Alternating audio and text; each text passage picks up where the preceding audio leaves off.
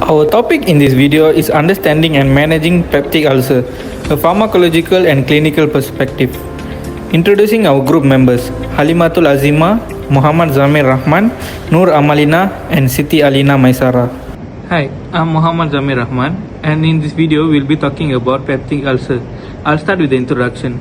A peptic ulcer is a sort of lesion that develops on the inner lining of the stomach, upper small intestine or esophagus due to erosion caused by ulcers, and are primarily classified into gastric ulcers. It's found inside the stomach, and it could be found in the small part of intestine also. Moving on to the background of peptic ulcer. It has been recognized for centuries and has a common cause from the gastrointestinal discomfort and morbidity. Historically, it was believed that stress, spicy food, and excess stomach acid were the primary causes. Hi, my name is Halimatul Azima and I will talk about the causes of peptic ulcer. There are two common causes of this disease. The first one is Helicobacter pylori. This frequent bacterial illness in the stomach and duodenum affects over half of the world's population. The majority of people do not seem to have any problems with it. However, it can cause an inflammatory response if it grows too much and disturb the normal balance of the bacteria that live there. The intestinal lining may become damaged and have less ability for self-healing if it's experienced chronic inflammation. Additionally, the lining may be actively attacked by the bacteria. So the next one is overuse of non-steroidal anti-inflammatory drugs. Aspirin and ibuprofen are examples of typical over-the-counter pain medications known as NSAIDs. People frequently take too much of these too frequently because they may be obtained without a prescription and taken without a doctor's guidance. The chemistry in the duodenum and stomach may be impacted by this. The prostaglandins that repair damage to the intestinal lining are inhibited by NSAIDs. So now I will proceed with the pathophysiology of peptic ulcer. Firstly, Helicobacter pylori infection contributes by producing urease, which neutralizes acid allows survival. Then, by inducing gastric inflammation. Next is by increasing gastrin and decreasing somatostatin. And last one, by releasing toxins that injure mucosa. After that, disruption of balance by NSAIDs and Helicobacter pylori.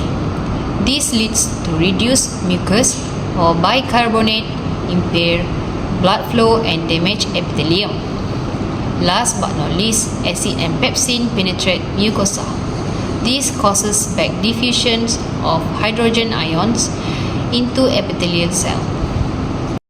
Hi, my name is Siti Alina. I will present about signs and symptoms of peptic ulcer. First is burning stomach pain. The upper abdomen between the breastbone and belly button often feels like it's burning or gnawing. Depending on the person, eating might either make this discomfort go away or make it worse. Second is bloating or feeling full quickly. Frequent burping and feeling of fullness or bloating can potentially be sign of a peptic ulcer. Next, people who have signs or symptoms like blood and tarry stools. The stool may appear tarry and dark due to bleeding from the ulcer. Moreover, people with peptic ulcers will experience weight loss due to eating because it will make the discomfort worse, which can lead to decreased appetite and unintentional weight loss. There are also signs and symptoms like nausea and vomiting, particularly if the ulcer is bleeding actively. Lastly is heartburn and acid reflux. It is acid reflux that is frequently accompanied by a burning feeling in the chest.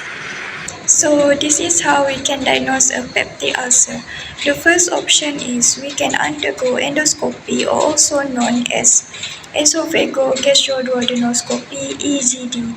It is a healthcare procedure using an endoscope to examine the upper digestive system, including the esophagus, stomach, and small intestine to see if there are ulcers. Next, we can do an upper gastrointestinal series or imaging test. A whitish liquid containing barium is swallowed during the sequence of X-rays. The liquid coats your digestive tract to make it easier to see ulcers. The last test for detecting or diagnosing peptic ulcer is the H. pylori test by using the test kit. H. pylori can be detected in your body by a blood, stool, or breath test. Now I will talk about pharmacological and non-pharmacological treatment for peptic ulcer. I will start with pharmacological treatment first. The first one is antibiotics. Antibiotics are used to kill H. pylori bacteria or other bacterial infections by inhibiting transpeptidation site in bacterial cell wall synthesis. Common drug use is amoxicillin and metronidazole. Second, proton pump inhibitors or PPIs used to reduce stomach acid by blocking acid-producing pumps. Drug example is omeprazole, or also known as Prilosec and pantoprazole. Third, histamine receptor blockers, which is help to reduce acid by blocking histamine at H2 receptors in the stomach lining. For example, famotidine and cimetidine.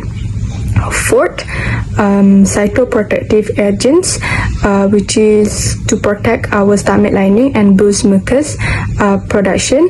Drug example is sucralfate and misoprostol. And the last one is antacids, which is help to neutralize stomach acid to relieve pain but cannot specifically heal ulcer. Drug example is calcium carbonate and magnesium hydroxide. Now I will move on to non-pharmacological treatment. The first one is no smoking, as it can damage our stomach lining. Second, avoid trigger food like spicy, acidic and fatty meals. Third, limit alcohol and caffeine, as it can irritate our stomach. And the last one, manage your stress by exercise, meditating, or spending time with your friends to reduce peptic ulcer symptoms.